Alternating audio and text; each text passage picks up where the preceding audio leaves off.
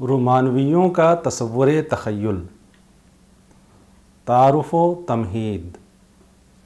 مغربی ادب کی تاریخ میں رومانویت ایک عہد ساز اور تاریخ ساز تحریک تھی، جسے نو کلاسیکی اقدار کے خلاف رد عمل سے بھی تعبیر کیا گیا اور سائنسی اور صنعتی فروغ سے پیدا ہونے والی غیر جذباتی صورتحال کا رد عمل بھی کہا گیا ہے۔ رومانویت سے قبل متخیلہ یعنی امیجنیشن کو فنتاسیہ، فینسی اور ذکاوت یعنی وٹ کے طور پر بھی اخذ کیا جاتا تھا۔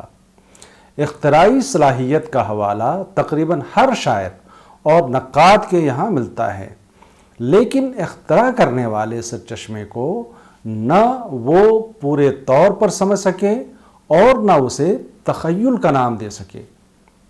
رومانویوں نے نو کلاسیکی نقادوں کے محدود تصور تخیل کو مسترد کیا، اسے ذہن کی ایک ایسی قوت بتایا جو انسانی ادراکات و تصورات اور تاثرات کو تحلیل کرتی، ان کی قطع و برید کرتی، انہیں منتشر کرتی یا نابود کرتی اور پھر ایک نئے نظم کے ساتھ ان کی تخلیق نو کرتی ہے۔ گویا متخیلہ کا خاص بنیادی عمل نئی صورتیں خلق کرنے سے تعلق رکھتا ہے۔ چیزیں پھر ہو بہو اسی شکل میں نہیں رہتی جیسی وہ خارجی میں ہوتی ہیں، بلکہ وہ ایک نیا پیرایا اختیار کر لیتی ہیں۔ ورڈزورتھ نے متخیلہ کے بارے میں جو تصور قائم کیا ہے، اس کا تعلق اس کے شعری اور ذہنی تجربے سے ہے۔ اس طرح ورڈزورتھ نے فینسی یا تخیل کے بارے میں محض ایک عمومی تصور قائم کیا تھا اور یہ بتانے کی کوشش کی تھی کہ یادداشت سے اس کا کیا تعلق ہے، نیز شعری عمل میں وہ کیا کردار ادا کرتا ہے، جبکہ کالرج کا مقصد متخیلہ اور اس کے عمل کو ایک خصوصی تصور کا نام مہیا کرنا تھا۔ کالرج نے فینسی، امیجنیشن، یادداشت اور ان کے اعمال اور باہمی روابط کو نامزد کرنے کی کوشش کی ہے۔ اس نے متخیلہ کی دو قسمیں بتائی ہیں، بنیادی تخیل اور ثانوی تخیل۔ اول الذکر کا کام لاشعوری طور پر حسیاتی ادراک کو کسب کرنا ہے اور ثانوی تخیل کا کام ادراکات اور تاثرات کو تحلیل کرنا، منتشر کرنا، تہس نہس کرنا اور پھر انہیں ایک نئی تنظیم کے ساتھ خلق کرنا ہے، جو ادبی تاریخ میں قطعاً ایک نیا تصور تھا۔ سبق کا مقصد: طلبہ کو نو کلاسیکی عہد اور اس دور کے اہم اور نمائندہ نقادوں کے تنقیدی تصورات اور ان کے ذہنی رجحانات کا بخوبی علم ہے۔ انہیں یہ بھی معلوم ہے کہ نو کلاسیکی تنقید نگاروں اور شعراء کے یہاں قدیم کا کیا مفہوم تھا اور انہوں نے کلاسیکیت کی کن کن سطحوں پر پیروی کی تھی۔ نو کلاسیکی عہد کے اکثر نقادوں نے جہاں قدیم ادب کی اعلیٰ ترین مثالوں کی تقلید کی تھی، وہیں اپنی بصیرت کو بھی رہنما بنایا تھا، لیکن نمایاں طور پر ان کے مذاق کی تشکیل میں کلاسیکی اقدار فن کا بڑا ہاتھ تھا۔ نو کلاسیکی دور کے بعد رومانوی دور میں بعض کلاسیکی اقدار کو رد کیا گیا اور آزادی خیال اور ذات کے تجربے کو خاص اہمیت دی۔ نقل یا پیروی کی جگہ تخیل کے فعال اور تخلیقی عمل نے لے لی۔ انفرادیت پر اصرار کیا گیا۔ بلیک اور اس کے بعد ورڈزورتھ اور کالرج نے تخلیقیت اور متخیلہ کے ترکیبی اور تخلیقی عمل کو شعری عمل میں ایک لازم قدر کا نام دیا۔ اس سبق میں جن امور پر خصوصی توجہ دی گئی ہے وہ اس طرح سے ہیں: وٹ کیا ہے؟ نو کلاسیکیوں نے اس کی کیا تعریف کی ہے؟ فینٹیسی اور فینسی کا مفہوم کیا ہے؟ ورڈزورتھ اور کالرج نے ان کے بارے میں کن خیالات کا اظہار کیا ہے؟ متخیلہ یا تخیل، جسے امیجنیشن کہتے ہیں، کی تعریف کیا ہے؟ اور کالرج، ورڈسورتھ اور بلیک نے تخیل کے بارے میں کیا رائے دی ہے؟ بنیادی متخیلہ اور ثانوی متخیلہ سے کیا مراد ہے؟ یہ بنیادی سوالات ہیں۔ ان کے بارے میں معلومات حاصل کر کے طلبہ متخیلہ کی اہمیت کو سمجھ پائیں گے کہ رومانویوں نے اسے کن معانوں میں خاص اہمیت کے لائق خیال کیا تھا۔ متخیلہ اور اختراع کے عمل میں مماثلت کی سطح۔ نو کلاسیکیت کے احیاء کی تحریک تھی، جس کے نزدیک قدیم یونان اور روم کے ادب کے فیضان کا مرتبہ بہت بلند تھا۔ نشأۃ الثانیہ کی روح میں جھانک کر دیکھا جائے تو اس دور کے ادیبوں کو بھی قدیم کے مطالعے کے شوق نے نئی سمتوں کی تلاش کے لیے اکسایا تھا اور ایک نئے طرز احساس کے امکان کو تقویت بخشی تھی۔ سر فلپ سڈنی ارسطو کا پیروکار ہونے کا دعویٰ ضرور کرتا ہے، لیکن فطرت کی نقل ہی کو کافی نہیں سمجھتا اور نہ ہی فطرت کے مظاہر جیسے دکھائی دیتے ہیں انہیں ان سے بہتر شکل میں پیش کرنے کو کافی سمجھتا ہے، بلکہ اسے نئی شکل دینا شاعر کا کام ہے۔ اس طرح شاعری بہت زیادہ نقل کاری کا فن نہیں ہے، بلکہ اختراع اور تخلیق کاری کا فن ہے۔ بین جانسن بھی شاعر کو صانع، ایجاد بندہ، شاعری کو اختراعی اور افسانوی فن قرار دیتا ہے۔ سڈنی اور بین جانسن کے تصور اختراعی میں متخیلہ کا عمل بھی مقدم ہے، جس کے بغیر کوئی نئی چیز خلق نہیں کی جا سکتی۔ ڈرائیڈن بھی قدماء کے جادو کو اثر نو کسب کرنے اور ان کے اصولوں کو قدر و منزلت کی نگاہ سے دیکھنے پر زور دیتا ہے، لیکن جو چیز تمام اصولوں سے بری ہے وہ ہے اختراع کا عمل۔ بقول اس کے مشاہدے سے جو تجربہ میسر آتا ہے، شاعر اسے جوں کا توں پیش نہیں کرتا، بلکہ تخیل کے عمل سے گزار کر وہ شاعری کی شکل اختیار کرتا ہے۔ تخیل ہی سے شاعری زندگی آمیز تحرک سے آشنا ہوتی ہے۔ متخیلہ کی پہلودار اور مرحلہ وار کارکردگی پر غور نہیں کرتا، بلکہ متخیلہ وہ متصورہ کو ایک ہی معنی میں اخذ کرتا ہے۔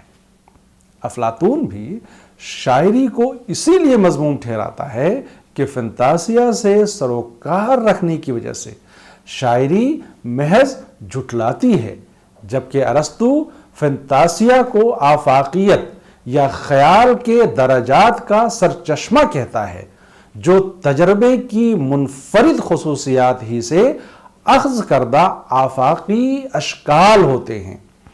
اس طرح یونانی تخیل کا لفظ استعمال نہیں کرتے تھے، بجائے اس کے متنوع شکل سازی کی قوت کو فنتاسیہ سے تعبیر کرتے تھے۔ قرون وسطی میں ارسطوئی مفکرین نے اسے ایک نفسیاتی عمل قرار دیا تھا، جس کا ماخذ یادداشت ہے اور عقل جسے اپنے قابو میں رکھتی ہے۔ دانتے کے نزدیک بھی فنتاسیہ ویژن اور اظہار کی صلاحیت سے بہرامند قوت ہے۔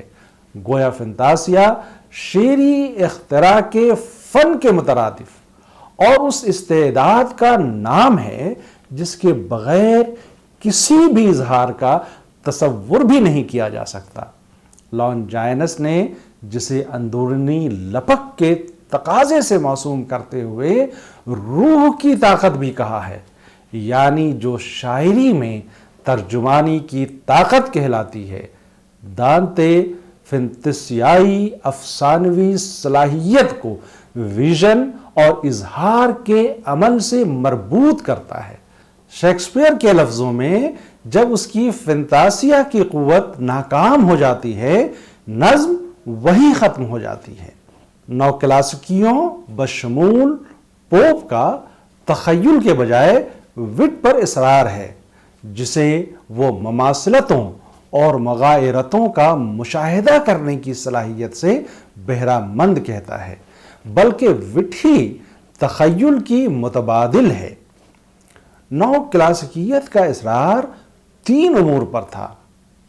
پہلا، شاعری فطرت کی نقل ہے جس کا مقصد لطف اندوزی ہے۔ دوسرا، اخلاق آموزی جسے بعضوں نے لطف اندوزی سے پہلے رکھا ہے۔ اور تیسرا، کلاسکس ہی واحد کسوٹی ہیں جو استناد کا درجہ رکھتے ہیں اور جن کی پیروی لازمی ہے۔ انگریزی میں کسی بھی نو کلاسیکی نے مکمل طور پر ان اصولوں کو لازماً پیش نظر نہیں رکھا، حتیٰ کہ پوپ بھی حسن اتفاق پر مبنی انحراف اور مختلف علاقوں کے لیے مختلف تنقیدی اصولوں کا قائل ہے۔ ڈرائیڈن تو یہاں تک کہتا ہے کہ یہ کہنا کافی نہیں ہے کہ ارسطو نے ایسا کہا تھا، بلکہ برتر خوبصورتی کی راہ میں اگر آڑے آتے ہوں تو بہتر ہے کہ میکانیکی اصولوں کو طول دے دیا جائے یا ان سے کنارہ کر لیا جائے۔ اور بقول ایڈیسن کبھی کبھی فن کے اصولوں سے انحراف کرنے پر بہت بہتر محاکمے ہوئے ہیں۔ ایڈیسن متخیلہ کی قدر و قیمت سمجھتا تھا، جسے وہ ادبی انبساط کا سرچشمہ کہتا ہے۔ کسی ایک مصنف کو مطلق العنان بنا دینا، جیسا کہ ارسطو کے سلسلے میں کیا گیا، بن جانسن کے نزدیک اس سے زیادہ مضحکہ خیز کچھ اور نہیں ہو سکتا۔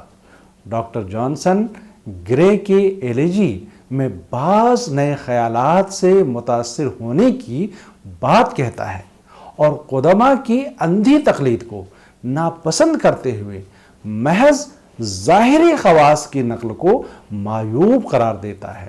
وہ شیکسپیئر کے علم تربیہ ڈرامہ یعنی ٹریجک کامیڈی کا بھی قائل ہے اور شیکسپیئر کے اختراعی ذہن کی تعریف کرتا ہے۔ وہ بے شک قدماء کا معتقد تھا اور انہیں سند مانتا تھا، لیکن اسی نے عام انسانی فطرت، تعقل اور فہم کی بنیاد پر اصولوں کی سخت گیری کو نامناسب بھی ٹھہرایا۔ انگریزی نقاد قدماء کی خدمات کے معترف تھے اور جہاں بجا ان کے بہترین اصولوں کی پیروی کی تلقین بھی کرتے ہیں، لیکن اسی کے پہلو بہ پہلو انہیں ان کی حدود کا بھی علم تھا اور وہ جانتے تھے کہ تمام اصولوں کا تمام قسم کی تحریروں پر اطلاق کرنا صائب نہیں ہے۔ فرانس میں بھی کورنیلی کلاسیکی ڈرامائی اصولوں کے حق میں ہونے کے باوجود ان سے اکثر انحراف بھی کرتا ہے، جس کے باعث اس کے معاصر نقاد اس پر نکتہ چینی کیا کرتے تھے۔ سینٹ اور مو نے 1643 میں اپنے ایک تربیہ میں ان قدامت پسندوں کا مذاق اڑایا تھا جو 1637 میں قائم کردہ فرانسیسی اکیڈمی کے رکن تھے اور ادیبوں کو ہدایت نامی جاری کیا کرتے تھے۔ مولیئر نے اپنے ڈرامے فاضل خواتین میں ان مصنفین کا احتساب کیا ہے جو عام لفظیات پر نام نہاد عالمانہ الفاظ کو ترجیح دیتے ہیں۔ وارٹن کا تصور تخیل عین اسی دورانیے میں جب پوپ کی شہرت نقطۂ عروج پر تھی، ایسے نام کی تصنیف میں پوپ کے صحت و درستگی پر اصرار کے اصول پر سخت تنقید کی تھی۔ پوپ اور اس کے معاصر ہم خیال شعراء کو وہ حیت پرست اور اسپینسرز اور ملٹن کے یہاں متخیلہ کے تخلیقی اور سرگرم عمل کو لائق تحسین کہتا ہے۔ اسپینسرز کی فیری کوئن کی تعریف کرتے ہوئے وہ لکھتا ہے کہ اس کے یہاں تخلیقی تخیل کا عمل اور زور تعقلی عمل کی رسائی سے باہر ہونے کی وجہ سے مسرت بخش ہے۔ تنقید نگار کی متخیلہ کو بھی اتنا قوی ہونا چاہیے کہ بقول ہرڈر وہ فنکار کے امتیازی محاسن کو پوری اثر انگیزی کے ساتھ محسوس کر سکے۔ تخیل کی آزادی کا سیدھا تعلق فنکار کی تخلیقی آزادی سے ہے۔ وارٹن صاحب علم تھا اور تنقید کے فیصلوں میں اپنی فہم ہی پر اس کا یقین تھا۔ وہ ایجاز و نفاست کے بجائے تخلیقی اور روشن متخیلہ کو شاعری کی واحد صنعت کہتا ہے۔ وارٹن کا یہ اقدام قدیم قدروں پر اثر نو غور و خوض کے لیے اکساتا اور نئی معیار سازی کی ترغیب دیتا ہے۔ وہ شاعری میں متخیلہ کو ذکاوت یعنی وٹ اور گڈ سینسز، برتر فہم یا واضح فہم جیسی خصوصیات پر ترجیح دیتا ہے۔ ظاہر ہے وارٹن کا یہ رویہ نو کلاسیکی نقادوں پر خصوصی ترجیحات کے خلاف تھا۔ وارٹن کے برادر خرد تھامس وارٹن، جسے 1785 میں پوئٹ لاریٹ کا اعزاز بھی ملا تھا، آکسفورڈ میں تاریخ کا پروفیسر تھا۔ اس نے 1600 تک کی انگریزی ادب کی تاریخ بھی لکھی تھی، جس میں بہت سی خامیاں بھی ہیں، لیکن اپنی نوعیت کا یہ پہلا کام تھا۔ اس کے بارے میں یہ بھی کہا جاتا ہے کہ وہ صحیح معنوں میں رومانوی اسکول کا پیش رو تھا۔ اسی نے پہلی بار گوتھک رومان پاروں میں اس تحیر خیزی اور بلعجبی پر ہمدردانہ فہم کے ساتھ متوجہ کیا تھا جس میں افسانوی ادب اور شاعری کے لیے کئی کشش آور دنیائیں آباد تھیں۔ تھامس وارٹن ہی نے پہلی مرتبہ رومانٹک کی اصطلاح استعمال کی۔ وہ کہتا ہے کہ بجائے اس کے کہ بعض اصولوں اور ضابطوں کو منطبق کیا جائے، شاعر اپنے عہد کی رسومیات کا نمائندہ ہوتا ہے۔ شاعر کو اس کے عہد کے سیاق و سباق کے ساتھ ہی مربوط کر کے سمجھنے کی ضرورت ہے، اور اس کا بھائی واضح طور پر متخیلہ کی قوت کے بارے میں دوسرے معاصرین سے بہتر فہم رکھتے تھے۔ تھامس وارٹن نے اسپینسر کا رومانوی شاعر کے طور پر محاکمہ کیا تھا اور ان حضرات کی گرفت کی تھی جو اس سے ترتیب و تنظیم کی توقع کرتے تھے۔ وارٹن صداقت اور افسانویت، حقیقت اور رومانس کے فرق کو بھی خوب سمجھتا تھا۔ اس کی خاص دلچسپی افسانویت اور رومان کی طرف تھی۔ وہ اٹلی کے ایرسٹو اور ٹیسو، انگلستان کے اسپینسر اور ملٹن کے یہاں ایک جہان سحر انگیز کا مشاہدہ اس معنی میں کرتا ہے کہ وہ اپنے پیش رو آبا کے وحشیانہ قبائلی پن سے متاثر تھے اور گوتھک رومان پاڑوں میں انہیں بلا کی کشش محسوس ہوتی تھی۔ وارٹن کے ایک دوسرے معاصر بشپ ہرڈ نے شاعری میں اوریجنلٹی یعنی خلقی پن اور جداگانہ تشخیص کو ایک سنجیدہ مسئلے کے طور پر پیش کیا، دوسرے معنی میں جس کی ترجیح عقل اور فہم عامہ کے بجائے فوق الفطرت اور غیر مرئی اشیاء کی تخلیقی قدر پر تھی۔ وہ نو کلاسیکی متحر شاعری اور گڈ سینسز کے تصور پر نفیس افسانویت، فائن فیبلنگ کو فوقیت دیتا ہے۔ گوتھک طرز فن، حیات اور اصولوں سے انحراف، تخیل کی بے محابہ ترنگوں اور خیال کے عمل میں حدود سے تجاوز اور مختلف اسالیب اور طرزوں کے امتزاج سے عبارت تھا، جس میں تخلیقی فنکار کو یہ آزادی تھی کہ وہ نئے کی تخلیق اور اختراع کے لیے کسی حد تک بھی جا سکتا ہے۔ ہوگارتھ اور یونگ کا تخلیقی آزادی کا تصور۔ واٹن کے ایسے آن پاپ سے 3 برس قبل ہوگارتھ کے مصورانہ فن پارے اسی قسم کی ذہنی آزادی روی کے مظہر تھے۔ وہ خود بھی فنکاری کے عمل میں تمام طرح کی پابندیوں کے خلاف تھا۔ ایسے کہ 3 سال بعد یونگ اپنے ادبی سفر کے آغاز ہی سے اصولوں کے معاملے میں غلامانہ ذہنیت کو اچھی نظر سے نہیں دیکھتا۔ اس نے کمپوزیشن کنجکشرز آن اوریجنل میں آزادی فکر و خیال پر اصرار کیا اور ان نقادوں پر گرفت کی جو تخلیقی آزادی اور اوریجنلٹی کے مقابلے پر قدماء اور ان کے قائم کردہ اصولوں کی پیروی کے مبلغ تھے۔ اس تصور اور فن میں اس کے اظہار سے ملنے والی مسرت کے معنی تنقید میں ایک نئی تصور سازی کے تھے۔ تخیل ایک خود مختفی قوت کا نام ہے جو عقل و استدلال کی بندش سے آزاد اپنی راہ خود بناتی، چیزیں گڑھتی، حقیقت کی توڑ پھوڑ کرتی، نئی صورتیں خلق کرتی اور حیرتوں کے نئے جہان تعمیر کرتی ہے۔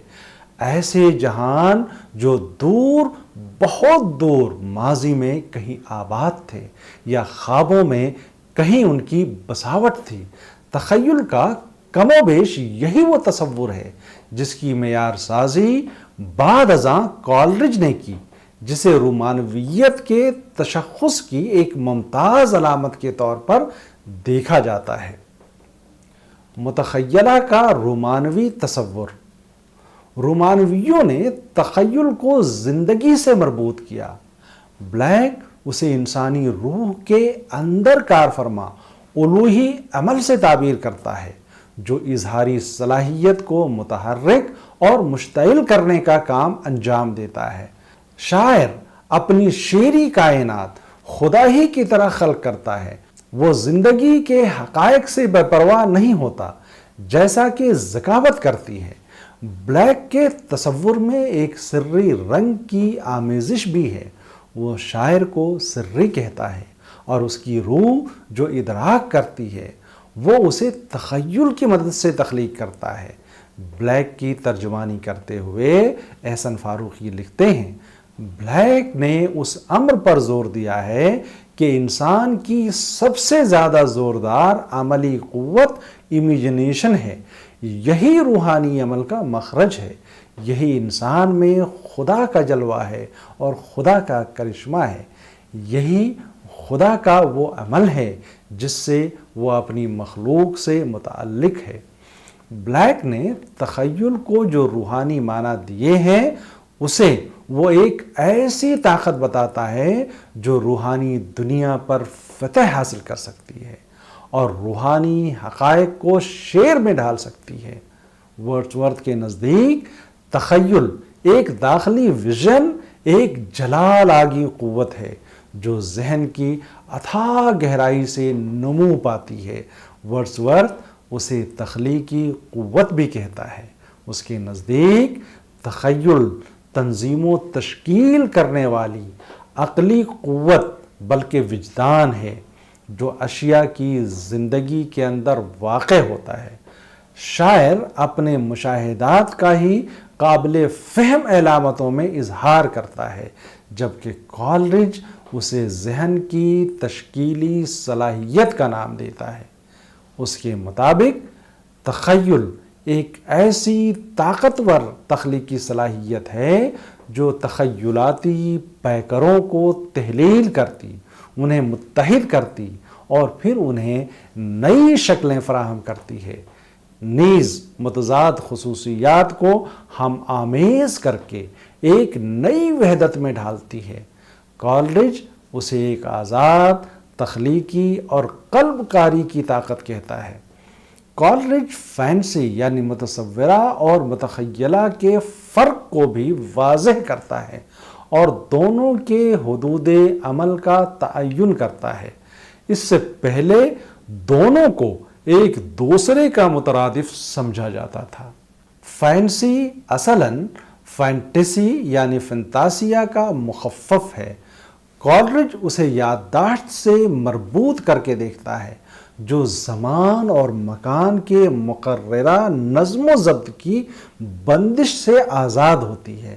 وہ پہلے سے تیار پیکروں کو ربط دیتی اور از سر نو جوڑتی اور انہیں نئے زمان و مکان سے منسوب تنظیم میں وضع کرتی ہے، لیکن متخیلہ کے مانند اس میں ان تخیلاتی پیکروں کو تحلیل کرنے، انہیں متحد کرنے اور پھر انہیں ایک نئی تخلیقی حیت فراہم کرنے کی استعداد نہیں ہوتی۔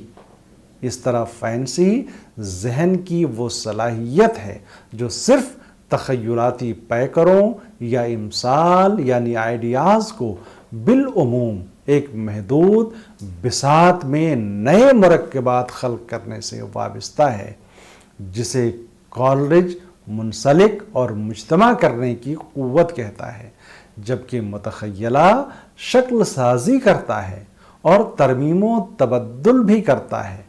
اس کے برخلاف ورڈسورتھ تخیل ہی کی طرح متصورہ کا بھی یہ عمل بتاتا ہے کہ وہ منسلک اور مجتمع ہی نہیں کرتا، مشتعل بھی کرتا اور مربوط کرنے کا کام بھی انجام دیتا ہے۔ ورڈسورتھ کے نزدیک متخیلہ ذہن کا ایک کسب کرنے والا شعبہ اور متصورہ اس کا ایک جزو ہے۔ متخیلہ تصویر کشی اور متصورہ مشتعل کرنے اور مربوط کرنے کی قوت رکھتا ہے، دونوں یادداشت ہی سے ملحق ہیں۔ اس عملیے کی وضاحت کرتے ہوئے اس کا کہنا ہے کہ مشاہدات محسوسات میں منتقل ہو کر یادداشت کا ایک حصہ بن جاتے ہیں، جہاں وہ بے حس و حرکت پڑے رہتے ہیں تا وقتے کہ کوئی تلازمہ انہیں عمل آور نہ کرے۔ ورڈسورتھ کا زور خارجی دنیا سے مواد اخذ کرنے اور پھر شاعری میں اس کے اظہار پر ہے، جیسا کہ اس نے ایک جگہ کہا ہے کہ شاعری عالم سکون میں جذبات کی باز آفرینی کا کام ہے۔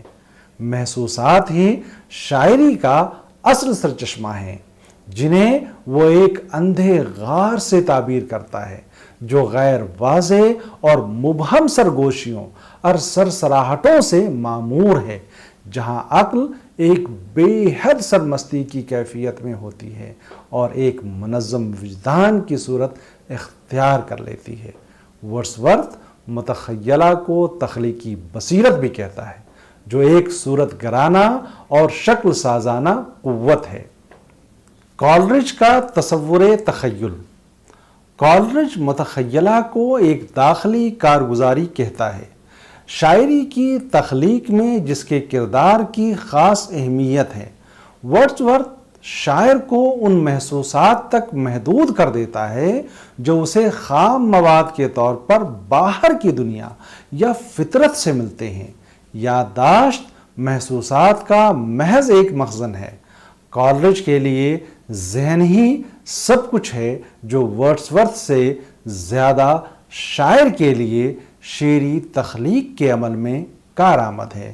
اسی لیے کالرج کے نزدیک تخیل ایک ترکیبی اور جادوئی طاقت کا حکم رکھتا ہے، جو پہلے ارادے اور فہم کے ساتھ عمل آور ہوتی ہے اور پھر تضادات کو یکجا اور متوازن کرتی ہے۔ ورڈسورتھ اسے وجدانی اور تشریحی عمل کے ساتھ مربوط کرتا ہے جو انسانی جذبوں کے ماتحت ہے۔ کالرج تخیل کے عمل کو تحریکی اور تخلیقی بتاتے ہوئے اسے ارادے اور فہم کے ماتحت بتاتا ہے۔ ورڈسورتھ خارجی دنیا کا انسانی جذبوں کے ساتھ جو گہرا رشتہ ہے اسے بھی فراموش نہیں کرتا، جبکہ بلیک اور کالرج کا اصرار اسے ایک مابعد الطبعیاتی رشتے سے ہم آہنگ کرنا ہے۔